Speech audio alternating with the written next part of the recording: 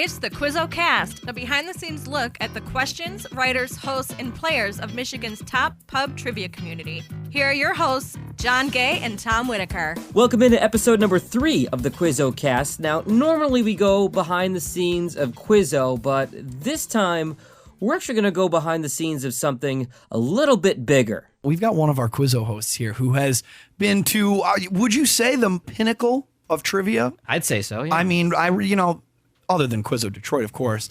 Jason was on Jeopardy. How you doing, Jason? I'm doing well, guys. How are you? Good. We've also, I guess, before we go, we've got a room full of a whole bunch of, when you offer a free beer to Quizzo hosts, they flock. So we've got in the gallery, we've got Pajama Dan, Katie, Zach, and Mike just walked here. I think he walked in with a beer. Just came from off the street. So that's how it works. So we've got a whole cast of hosts in here, but we want to pick your brain a little bit about this Jeopardy experience. So when were you on, Jason? 5 years ago tonight, I was watching myself win my second game. So Look October at this. October of 2013. 2013. When did you tape it? How far ahead of the tape?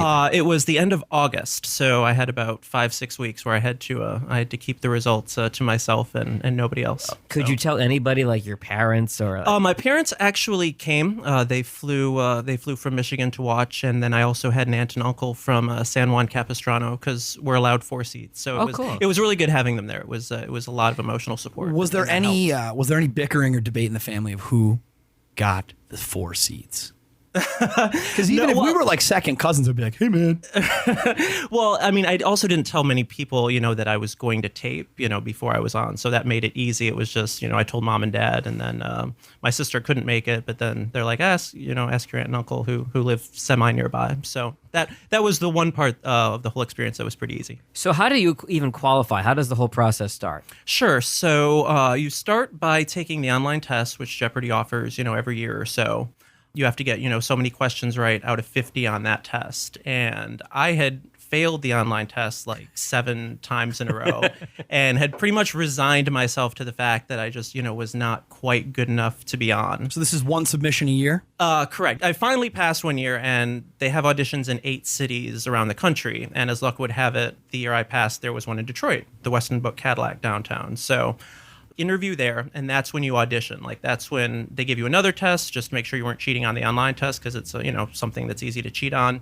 And then they're also testing your personality and how good you would be on TV. And then about quarter of the people who get to the audition phase, if I had to guess, like they call them, and if they don't call you in a year to 2 years, then you can try again. So that's kind of the a very quick rundown of how the whole Jeopardy process goes. So how does that work? You get the call of, hey, we want you. Here are the dates. We're going to tape the show with you as a contestant? Or and I was lucky because I interviewed. It was July 14th of 2013, my dad's birthday. And then they called me on the first day of August. Wow. And Got said, a lot of these milestones really nailed down. And they said, we want you here on the 28th. So, I mean, some people, they have to wait a year or 2 years. Some people never get the call. I was very lucky that I only had to wait a couple weeks. So I want to kind of pull the curtain back a little bit on Jeopardy here. I've heard that you get a study guide for what's going to be up on the board that day. Sure, you hear incorrectly. So it's not, you're not given anything. Correct. Now, how do you your study guide is the previous 30 years of Jeopardy episodes, I guess. How'd you handle that? That's a really good question, because I feel like a lot of people. We're trivia hosts. A lot of people, when they get on Jeopardy, like the first inclination is, I got to study like presidents, or I got to study, like Oscar winners. My thing was like, I can study like a list of like, I can like read the Bible or try to cram the Bible, but there's no guarantee that that's going to come up in one show or even 2 or 3 shows. So my thing was, I just wanted to be prepared mentally, like for the day and for what it entailed. It's not too nervous. Right. Well-rested. I used a clicky pen as a buzzer. I used a bookcase as a podium. I took a little desk lamp and put it on top of my TV just because I didn't know how bright the lights were, and I wanted to get used to having them in my face. So this is like muscle memory and like this is some good prep. I invited people over because I felt like when I watched Jeopardy in front of people, like I'd try to show off and I'd reach and I'd guess at stuff that I shouldn't be guessing at. So, I wanted to obviously get that out of my system before the real thing. So yeah, it was more just like dry runs.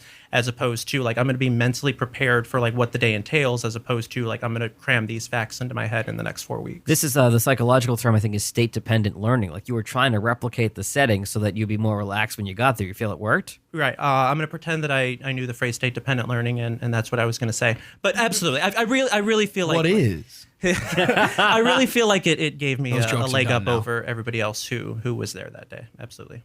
So walk us through it. You get there. Right. Talk me through.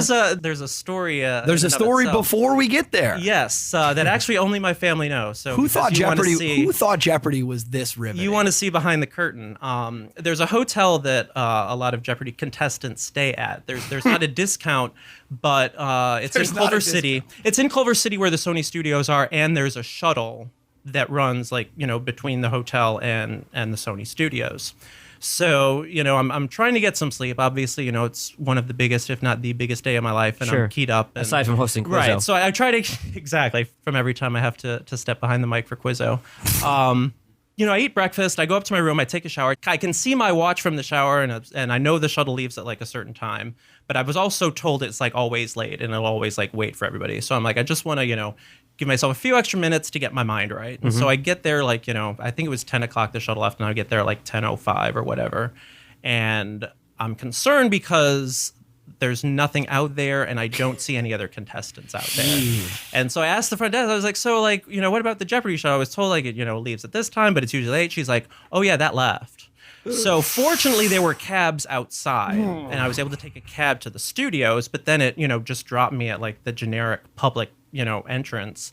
Can't remember how they knew to get me there. I don't know if I called them or if somebody called me or how that worked, but everybody else is there except for me at this point. This guy couldn't even find the studio. So I need to get like a visitor's badge just to get in. At this point, then one of the contestant coordinators can come out and get me, but now I have to go through security. Now, I am dressed to actually be on the show, and I've been told that the studio is quite cold. So I have on a dress shirt and a sweater and slacks in Los Angeles, in August. And now I have to walk with all my stuff, like my changes of clothes, through the Sony Pictures studio. So by the time I actually got to where the Jeopardy taping is, I was, flop sweat city. So I can, you've heard the phrase late to your own funeral. I can be late to my own Jeopardy taping. It's a very casual relationship that I have with punctuality. But you make it in. But I make it in. Everybody's filling out their forms. They're going over the stories that Alex might ask about. It's almost like improv, how they don't want you to answer a question with yes. It's always kind of like a yes and they just want to make sure that you're going in depth. Do they tape a bunch of shows in one sitting? They do a week's worth in one day. So they do 3 shows and then lunch and then 2 shows. So Monday through Wednesday, lunch, and then they tape the Thursday, Friday shows. So basically, you win that first episode. I don't want to get ahead of myself here, but you win that first episode, and they roll right into the second one. Yeah. So, and it was definitely a very surreal experience where, I win the first one. I go back. I have 5 minutes to change clothes. I'm trying to time my tie. My hands are shaking so much I can't even do that. They're knocking on the door to the dressing room. Everything all right in there? I was like, yeah, I'm getting there. I'm getting there. So basically you just go in, you change clothes, 5-10 minutes, and then boom, you're back out there. So you're there, and there's a group of you, and do you know which show is yours, or are you kind of they have a rundown set, and you Correct. know when you're recording and all that? Yeah, so what they do is you have the returning champion, and then they say the last thing before we go out is the 2 people who are going to be on that show. And so I was on the Tuesday show, so right after the Monday show, the contestant guy goes up in the stands and say that name's been randomly picked from a hat, and it's you and you come with me. So that was when I knew. Immediately after that previous show, I was told, okay, it's going to be me. So how long did you have between finding out and when they start rolling? Again, 5-10 minutes, just because I had already changed by that point. So I was already, in what I wanted. You weren't to wear. a sweaty mess at that just enough point. time to give the returning champion time to change and one last chance to go to the bathroom. Another time. I know I watched it at home, but it's been a couple years, so I forget. Right. Talk to me about the champion who then you dethroned in your first game. Talk to me about this guy. Sure. Or gal. She was an anthropology professor from Madison, Wisconsin. Oh. And we actually had a debate backstage about the merits of Madison, Wisconsin via Ann Arbor, Michigan. So she wasn't a big fan of mine. And Little Big Ten rivalry. Big Ten rivalry right there, yeah. there's a saying that Jeopardy is 2 parts luck and a third part luck, and I've already gone into like, how when I finally passed the test, there was an audition in Detroit. I was lucky that, I got a returning champion who was actually in a distant third going into Final Jeopardy, but she was the only one who knew Final Jeopardy. Oh, so you had yourself a weak link. Yeah, so I don't want to say that, but what's her name? Let's put her on. I know you remember her name. You remember the temperature of the day. My parents and my aunt and uncle are going, to the bathroom because they know it's going to be their last chance. And as they're in line, my uncle turns, to my mom and says, "She wasn't that good. He can beat her." All right, the confidence. So I was fortunate that I didn't, run into Ken Jennings or some other super champ. So. We gave away Ken Jennings' book, actually, at the last Quizzo Finals. I give each last place team their booby prize with a trivia book. Read this and maybe you won't be last next time? Yeah, Was that like a comment? I see. I like how we throw a little shade at you at the finals. Hey, thanks for sticking with us for 12 I was gonna weeks. Say, for 12 weeks, being the best of the best. You guys are the best. Come in last. And we're going to throw a little salt in the wound because you didn't have a good night. Whatever.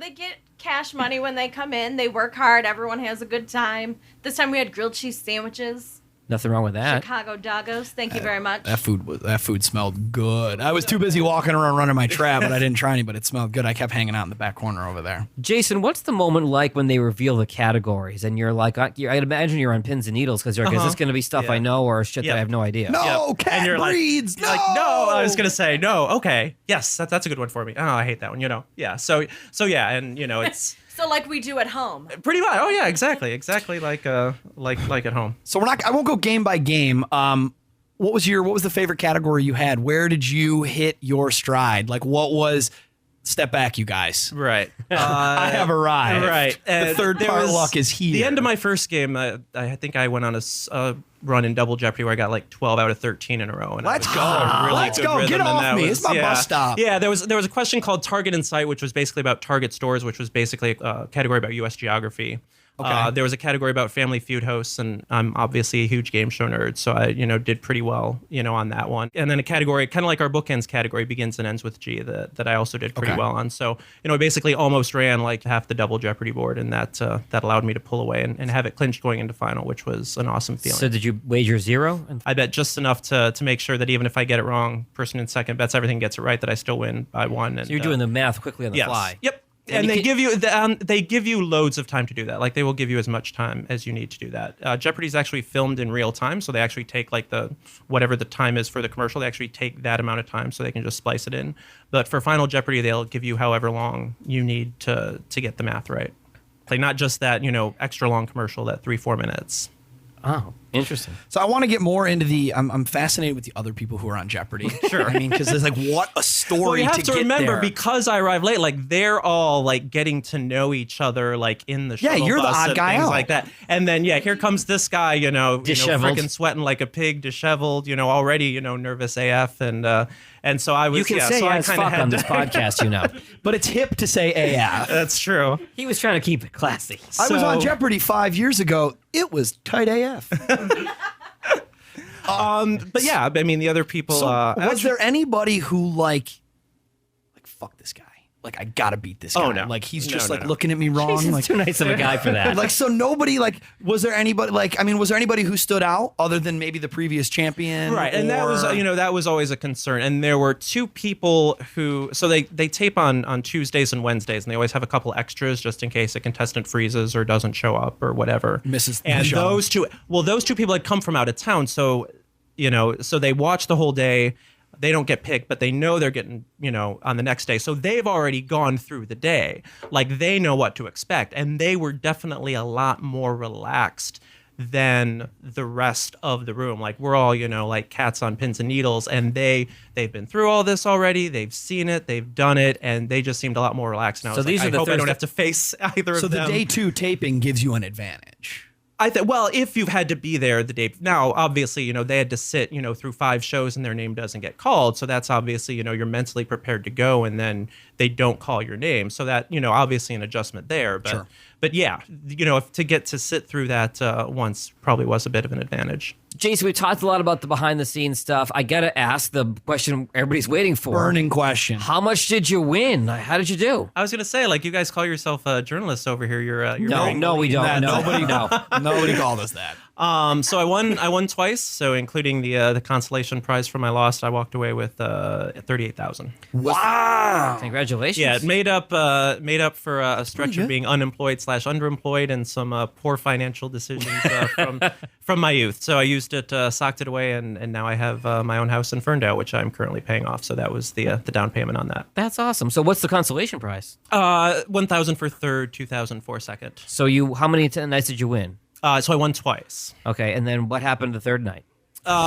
Third game, both of my opponents, I think, were kind of intimidated by that point, and then I opened the game by running the first category, and I just kind of let myself think like, yeah, I'm going to win this one too, and then I just never got in a good rhythm after that. Mm-hmm. And then Final Jeopardy was musicals question. I know nothing about any musical, and it was a question about Les Mis, which was his favorite musical. It was just like, okay, like that's my luck has run out, and you were done in by Jean Valjean. Cosette, actually. Cosette. The answer was what is Cosette, which I'd never heard, because I distinctly remember standing there and Alex is reading his answer like, who is Cosette? And I'm like, who is Cosette? What is Cosette? Cosette. I know this now because like all of my Les Mis friends are like, how did you not know Cosette? So. All right, the other burning question. Sure. Trebek. Yes. Trebek. Trebek. Did he only talk about himself like he was moderating a gubernatorial debate, or did he? Yeah, that was a disappointment. Was he curmudgeonly, or was he? No, he just kept he was engaging with the audience and kind of inserting his opinions on on things, and then the audience would boo and he'd be like, you can't boo me on that, these are the facts. So then he'd engage with and the candidates who are supposed to be the focal point of the debate are standing up there twiddling their thumbs, so it was there a moment it was a couple months ago that went viral when he called somebody a nerd or really insulted them? Did you ever did he insult any of you guys at all, or was he just kind of smug? I mean, just the inherent Alex Trebek smugness. I definitely walked away with a greater appreciation for the job that he does. He takes questions from the audience during commercials, so that's a cool thing that audience members get to ask him. And then of course everybody asks him about when the mustache is coming back, and everybody asks him how he would do if he was a contestant. So he has to listen to these questions twice a day, and yet still manages to answer the question like it's the first time he heard it, and that it's a really good original. Does question. he have a monitor in front of him? Does questions pop up on? No, he's just got a giant sheet. It's basically just a giant sheet of paper. So you can sometimes see him on the show. Yeah, he'll take the Sharpie and put a big red X through something, so he knows Did you get a picture with him? Yeah. So he takes a picture with every contestant during the first commercial break, and then the staff of Jeopardy sends you that in a digital form, and it was my Facebook profile picture for probably a good couple years. So it's still in there. It's still absolutely. It seems like it's a very streamlined operation. Other than you, missing the shuttle, it's pretty much they move you here. They can't account for everything, but I mean, look, they've been doing this for 35 years. There's not a lot of staff turnover there. I mean, they have this down. They have this down to a science at this point. The staff is unbelievably competent. Obviously, it was very beneficial to you in terms of getting the house and all that kind of stuff. Right. I always tell people that it was the greatest experience of my life, and I would say that even if I didn't win $38,000. That's exactly. That was exactly my question. It still would have been the greatest experience. You would feel that way. Okay, great. Absolutely. It's the Quizzo Cast. So I think it's time that we put your skills to the test here. Okay, so is this going to be is this going to be a recurring segment on the show? Because in episode 1, I'm sitting back here just in the peanut gallery, and Yum doesn't know a question and calls me in, when I'm back here shaking my head. Oh, no, there's nobody behind you. Is this going to be a regular segment, Jeopardy champion face plants on trivia, and how in heck did he ever win $38,000? He's a total moron. Listen, if we can leave the first episode and back in history and quit bringing that abomination up. Look, I am 100% fine with that. But no, there's actually Mike, who's a host who's in the room here. We actually are in an online trivia competition together, and he consistently does better than me. So he was asked that question that I missed, and of course he knew it right away. But I'm telling Yum, I was like Reminar is better at trivia than I am. And Yum is like, how can you say that? You're a Jeopardy champion. I said, okay. Again, Jeopardy is 2 parts luck and the third part luck. I failed the online test 6-7 times. So you're real confident going into this. I was gonna say, Mike. I'm gonna call Mike in when I since he's in the room. I'm gonna call Mike. You're in. You're tapping your arm like a baseball manager. You're calling him in from the bullpen. Like I'm the Red Sox manager asking for Kimbrel over here. So here's the thing. This is since we do this every other week. It's a bi-weekly occurrence that Mike just stumbles in here. So Mike Reminar, welcome. Am I saying that right, Reminar? Yeah, you said it right. I'm just here for the free beer. I didn't realize I was going to be on a trivia game tonight. But Jason keeps reverse shit-talking me and saying I'm better at trivia than him. So I'm here to prove him wrong. This man's an actual 2-time Jeopardy champion, and I passed the online test like 1 out of those 8 times. And then didn't get through my audition, so he's 3 better than me, I think. So what happens when you don't get through the audition? Nothing. They just leave you on the hook for like 2 years, and eventually Oh, we'll call you. Waiting by the phone. Yeah, they like, say we'll call you, and then they don't. Damn, they leave you on red for 2 years.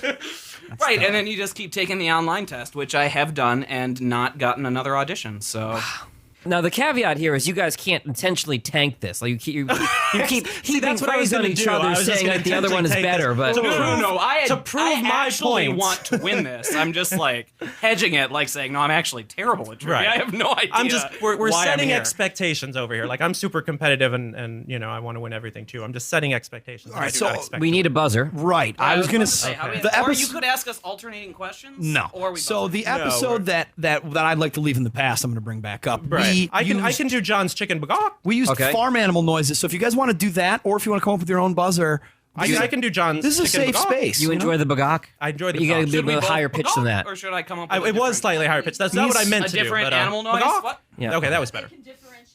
Yeah, you can't be the same animal. What fucking animals is good? I as went with the bagok? donkey. It wasn't wise. Yeah. Yeah, you went with donkey. I went with the Did you do a hee-haw. cow or? But So- it's hard to judge that because you only buzzed in once. No, if you were bagok before, we should. No, keep that John was continuity. bagok. I was just gonna steal all right. his. I can do moo. I can do moo just as All easy right, as could I have bagok. bagok? Okay, Can we- absolutely. all I will right. let All you right, so know. Mike is bagok and Jason is moo. Ooh. All right. Great. This is good. We have a category. Category is Jeopardy. Oh, Oh, okay. Oh, This should be in my wheelhouse. All right. I used to be a question writer, so also, if you can I ask interrupt questions you that I during the wrote, question, that would- or do I have to bagok Oh, after that's the a end, good like on question. Jeopardy? I actually jumped in on a question a couple times. You with the jumped bagok. in, but I didn't like that. Okay. I was gonna say, are we gonna do like full university challenge All here, right, where we just fastest. try to anticipate? Yeah, Let's do, listen, you guys, and Pajama Dan's here, are, Our head writer. So let's read the whole delightful question. Okay. And then you Okay, guys and buzz then in. buzz in. Okay. All right, let's This guy works hard on these. Who was the original host of Jeopardy in 1964? Moo. Jason? Art Fleming. Yes.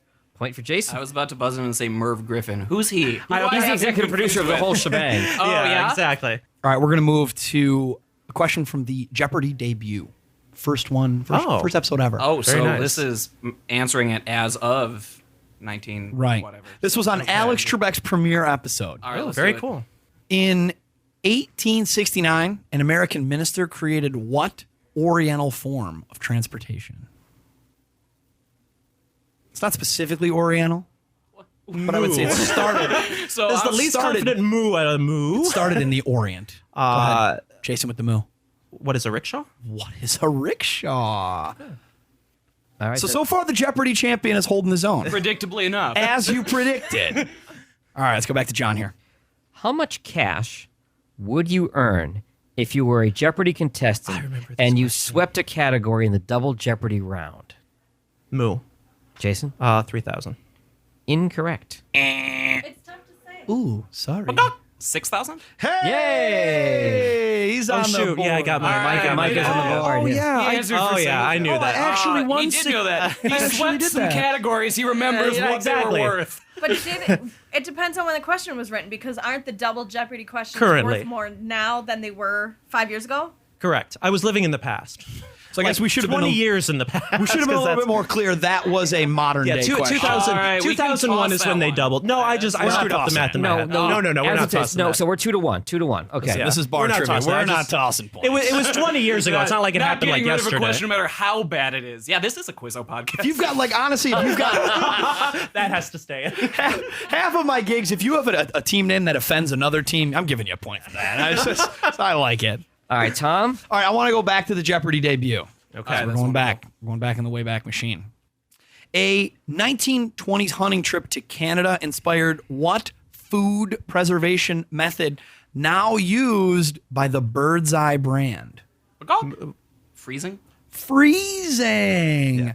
Storming back is Remnar. We are tied. You're tied at 2. What is this? What are we doing? We doing best of 7, best of 5? What are we doing here? Let's see who gets to 4 first. 4 first. Okay. All right. We're 2-2. All right. Okay. 2-2. Katie's helping us keep score here.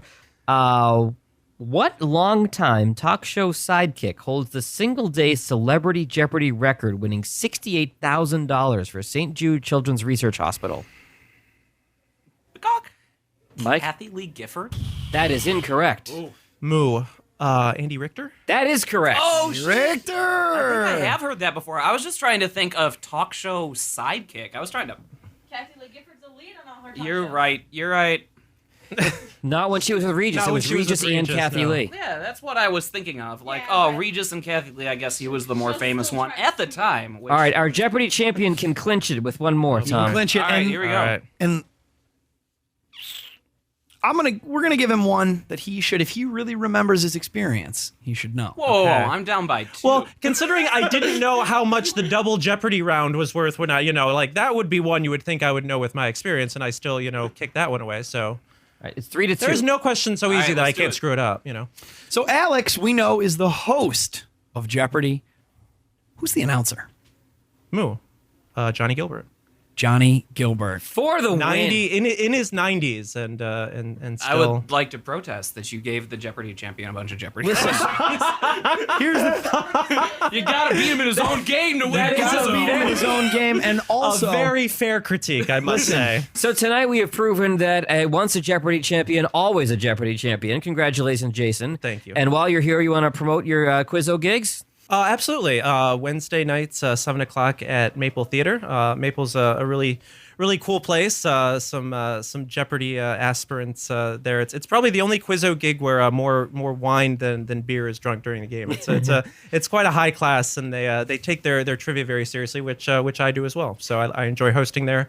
And then every Thursday night, 9 o'clock at Green Lantern in Madison Heights. nice. Those are good. And Mike, if you can win a trivia contest, we'll let you plug your gigs. But until then, we're going to need you to just hold on. So you can come back and try again. I have a feeling you'll be here for our next recording. Yeah, I'm gonna just audition for Jeopardy a dozen more times one of these years, He's going to audition to plug his gigs in the Quizzo Cast.